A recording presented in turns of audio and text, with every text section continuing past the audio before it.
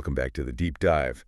Today we're getting into something that's way more critical than just good gas mileage or a shiny paint job. We're talking about your vehicle as, quite literally, a lifeline on the road. Maintenance isn't just about a smooth ride. No, not at all. It is the absolute difference between avoiding a disaster, sudden brake failure, a tire blowout at 70 miles an hour, and a really costly, maybe even tragic accident. That really is the heart of it. So for you, the listener, our mission today is to, well, help you navigate the world of preventative maintenance and, more importantly, to demystify the financial tool built around it, the Vehicle Maintenance Plan, or VMP. Right. We need to figure out not just what keeps your car safe, but whether these prepaid plans are actually a smart investment for your habits and your budget. And our sources today really detail how that routine upkeep is essential for, getting ahead of dangerous breakdowns, extending the life of your car, and just securing the big investment you made in it. Yeah. So let's start with the big why. People know maintenance is important, but what are we missing? What are the hard facts? Well, the sources make it really clear that maintenance isn't some friendly suggestion. It's risk management. Risk management. Yeah. We always think about the cost of the maintenance itself, but we should be focused on the cost of not doing it. So give us the numbers. Where's the real financial pain point here? It's what I'd call the cascade effect. So take your brakes. A preventive brake job, new pads, might run you a few $100s. Okay, standard stuff. But if you ignore that squealing until you need new rotors, new calipers, maybe you damage the ABS sensors, the cost difference between just doing the pads and dealing with that full-blown failure is often over 400%. Wow. You're actually saving money by spending it sooner. That's a huge contrast. So we have safety first, obviously, reducing the risk of accidents from mechanical failure, and then the financial side. Exactly. Financially, it's all about preventing those small things from becoming huge, expensive engine or transmission problems. I mean, we all know about oil changes, but the sources really emphasize that regular oil changes directly prevent engine damage. They don't just delay it. Right. And beyond those big repairs, maintenance is also the secret to better fuel efficiency. A clean air filter, the right tire pressure, all of that helps the engine run at its best, which saves you money at the pump every single time. And if you're thinking about selling the car later on, that stack of service records is basically gold. It's true investment protection. A car with a complete documented service history retains a much higher resale value. It fights against that accelerated depreciation, which is this huge invisible cost of owning a car. And finally, there's just compliance, passing inspections, avoiding fines. It all just rolls up into giving the driver peace of mind. Okay, so we're all on board. Maintenance is crucial. Now let's pivot to the tool designed to simplify paying for it, the VMP. Instead of dealing with these fluctuating costs, a vehicle maintenance plan tries to, stabilize them.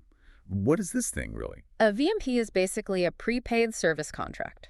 You pay a fixed amount, either all at once or in monthly payments, and in return, the provider, usually the dealership, covers the cost of all your regular scheduled services. For how long? Over a specific period of time or a certain mileage. It's really just a budgeting tool to flatten out your maintenance expenses. And when you look at the fine print, what's actually guaranteed? What services are you locking in a price for? The services are very predictable. They're built right around the manufacturer's own service recommendations. So the core things are oil and filter changes, of course. The basics. The basics. Tire rotations, which are critical for making your tires last longer. Topping off fluids like coolant and brake fluid. Like inspections. And replacing your air filters. It sounds pretty standard. How are these plans measured? I always hear about the time limit or the mileage limit. And that's a rigid structure. A typical plan might be, say, 3 years or 36,000 miles, whichever comes first. Wow, that clause. That clause is everything. It's vital to the whole value equation. If you hit 36,000 miles in 2 years, your plan is done. But if you only drive 15,000 miles in 3 years, the plan still ends, and you just lose any unused services. That is such a critical point, and we have to come back to it when we talk value. But first, let's clear up the biggest point of confusion for consumers.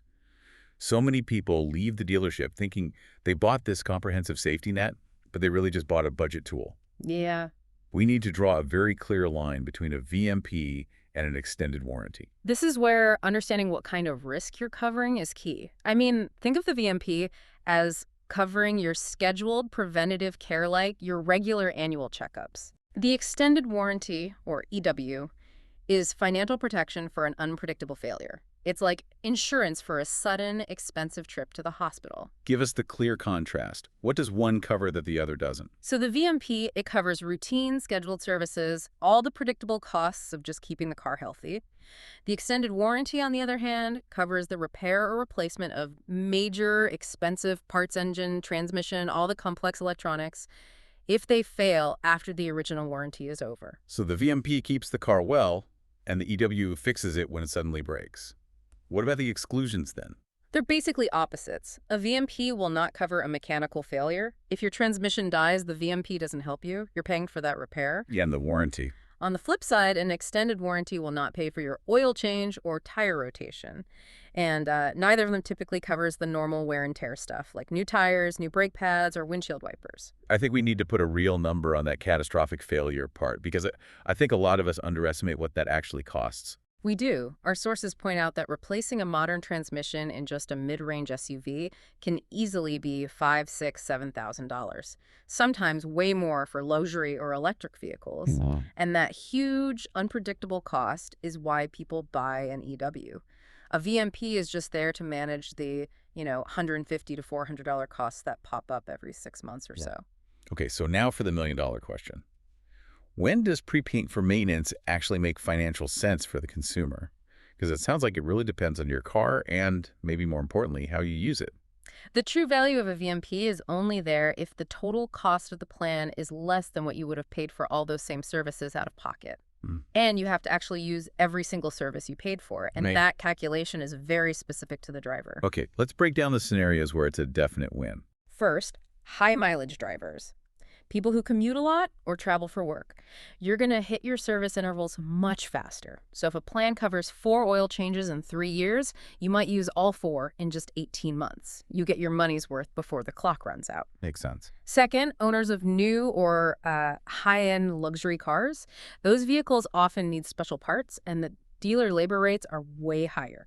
You're locking in today's price for tomorrow's very expensive service. And third, it's for the budget-focused person.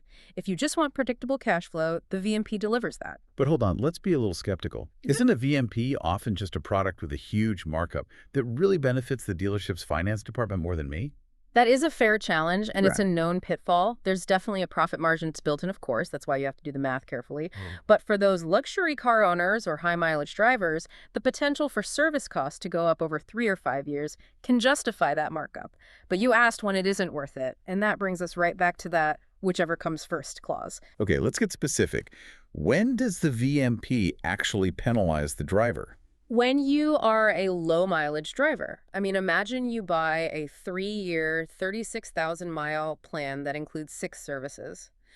If you only drive 5,000 miles a year, at the end of the 3 years, you've only used 3 of those services. So you forfeit the other 3. You forfeit the value of the other 3. You paid for 6, you only got half just because time ran out. So for low mileage drivers, unless you have some super high-end car where even a few services are incredibly expensive, you're probably better off just paying as you go. Precisely. Yeah. And you also lose out if you value flexibility. VMPs usually require you to get service at specific authorized dealerships. If you move or you just have a local mechanic you've trusted for years, the VMP kind of traps you in their network. We should probably hammer home those major exclusions one more time, because that's where people get those nasty budget surprises. Absolutely, no matter what a salesperson might imply. Remember, the plan generally does not cover repairs from accidents or damage like hitting a pothole that bends your wheel. Right. It doesn't cover the replacement of major parts if they fail.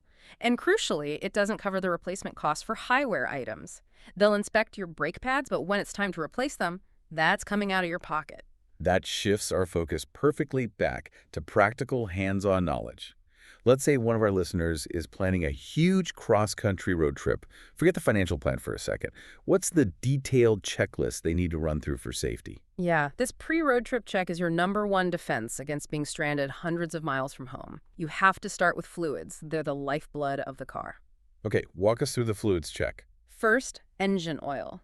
Check the dipstick. If you are even close to needing a change, do it now. Don't wait until you're halfway across Nebraska. Check your coolant level. Yep. Overheating is a huge cause of roadside breakdowns. Then, brake fluid. It should be clear, maybe a little amber, but not dark brown. And definitely fill up the windshield washer fluid. You will regret running out of that on a dusty highway. Next up, tires. Probably the single most important safety feature on the car. They need so much attention. Check the pressure in all 4 tires. And use the guide inside the driver's door, not the number on the tire itself. And please, check the pressure in the spare, too. Oh, good one. Then tread depth. You can do the penny test. Stick a penny in the tread with Lincoln's head upside down. If you can see the top of his head, your tread is too shallow. Time for new tires.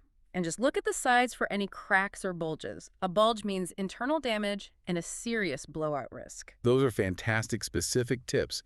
What about the critical systems? The stuff that can fail with no warning. The battery is number 1. Most car batteries only last 3 to 5 years. If yours is getting old, have it tested at an auto parts store before you leave, especially if you're going somewhere hot. Next, brakes. Look through the wheel spokes. If the pad material looks thinner than about 1/4 of an inch, you need new ones. And what about just being able to see and go? Test all your lights. Headlights, high beams, turn signals, and especially the brake lights. You might need someone to help you check those. And then look under the hood again at the belts and hoses. The drive belts shouldn't have any cracks, and the coolant hoses should feel firm, not brittle or squishy. Finally, the emergency kit. Yep. What absolutely has to be in there? Confirm the basics. A properly inflated spare, a jack that works, and the lug wrench that actually fits your car. We'd also strongly recommend good jumper cables. But honestly, for peace of mind, just make sure your insurance and roadside assistance numbers are saved in your phone. Being prepared just eliminates the panic. So, to sort of wrap up today's dive, vehicle maintenance is your main defense against risk and losing money on your car. The vehicle maintenance plan, that's a budget tool. It's for managing predictable costs, but it is not a repair safety net. That is what the extended warranty is for. Absolutely. And the decision to buy a VMP really just boils down to whether you value that financial predictability enough to give up your flexibility. If having your own mechanic is important to you, you might not like being tied to specific service centers. You have to ask yourself, how much is that predictable budget worth compared to the freedom of managing it all yourself as you go? The source material we looked at consistently shows that proactive maintenance saves money because small issues don't become big ones. But given the rigid limits on VMPs, the time or mileage, whichever comes first, does a plan really reward the proactive high mileage driver? Or does it end up financially penalizing the low mileage driver who's already paying for services they'll never get to use? It's something to think about the next time you're debating that trade-off between today's certainty and tomorrow's freedom. Please like, subscribe, and get notified.